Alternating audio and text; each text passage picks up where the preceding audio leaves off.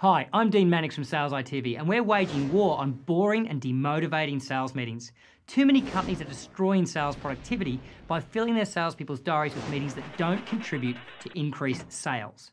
Let's be honest, whether you're a salesperson or the sales leader, how proud would you be if the last sales meeting that you participated in was aired on national television? Now, would your family and friends say, wow, is that the sort of stuff that you do at work? Or would they say, wow, I'm actually surprised that you can afford to go on a holiday each year? Now, as funny as that may sound, this is serious stuff. If you're a sales manager running a terrible sales meeting, you need to stop torturing your salespeople and take responsibility for making the success of this meeting a priority. If you run terrible sales meetings, don't be surprised if your people are running terrible client meetings. So what can you do about it? Well, as a starting point, you can stop making some of the common mistakes that we've identified in sales meetings in over 28 countries over the past 15 years. Now, the good news is you're not alone. Sales meetings are terrible all over the world. The bad news is that doesn't make it okay to steal your people's motivation every Monday morning. So let's consider 7 common mistakes and just test how motivating and strategically smart your weekly sales meeting actually is. Now, in general, most meetings in most organisations are an abomination. They start late, there's a lack of clear purpose, little accountability for decisions, too many people in the meeting that actually don't need to be there, and a tendency to use 30 minutes or an hour when a shorter time frame would have achieved the desired result. Sales meetings generally commit all of these meeting crimes. So here's a simple test. If your sales meeting isn't directly causing more sales, then it's not a sales meeting. You see, sales meetings are not meant to be an administratively convenient time to share information. We're talking Monday morning here. This is prime time for motivating and focusing action, not prime time for giving salespeople admin tasks that take focus away from selling. So if you want more detailed suggestions on what the purpose of a sales meeting should be, make sure you download the article on this page.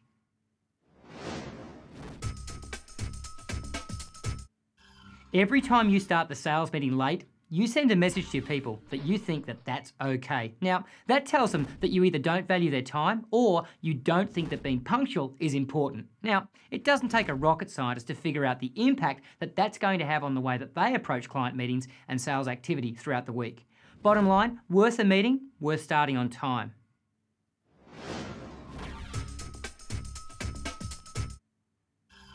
Now, if you're like most sales managers, you probably complain quite a bit about your people not doing enough preparation before client meetings and not being clear enough about the specific and exact outcomes that they want to achieve. Guess what? Maybe their behaviour is just a reflection of the way that you're approaching and preparing for the sales meeting. If you want to run a great sales meeting, you need to prepare for a great sales meeting. A little more effort can make a very significant difference, and the best time to prepare is Friday afternoon before you leave the office rather than Monday morning on the way to work.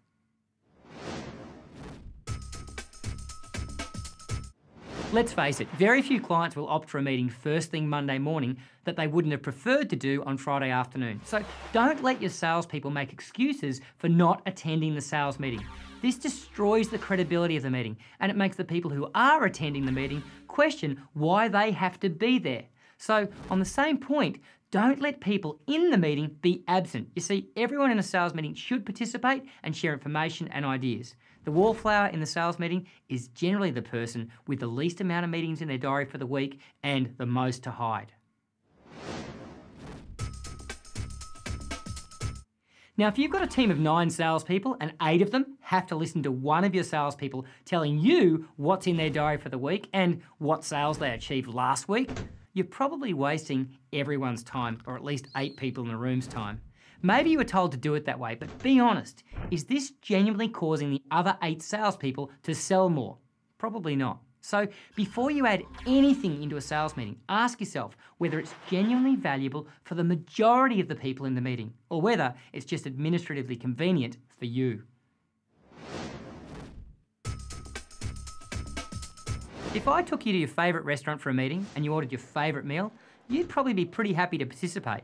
But if I said we're going to do that for 7 days in a row and you have to have the same meal each and every time, most of you would start to resent it. You see, people need variety, and no matter how good your sales meeting format is, doing the same thing every single week is very unlikely to result in a great sales meeting.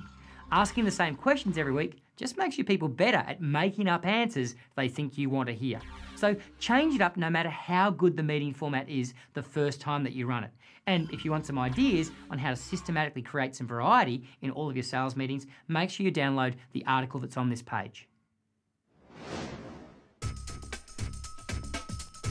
Now, I know a team's in trouble when their sales manager says something like, "Oh, look, Dino, I just don't understand why the team isn't more motivated. I just don't get it."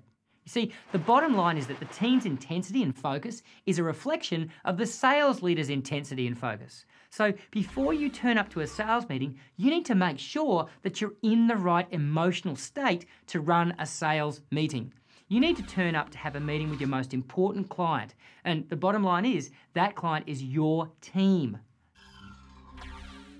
Now, as you can tell, we're passionate about this because we get so many complaints from so many salespeople from around the world about the terrible sales meetings that they have to attend and endure each and every Monday, and the impact that has on the respect they have for their leaders and the organisations they work for.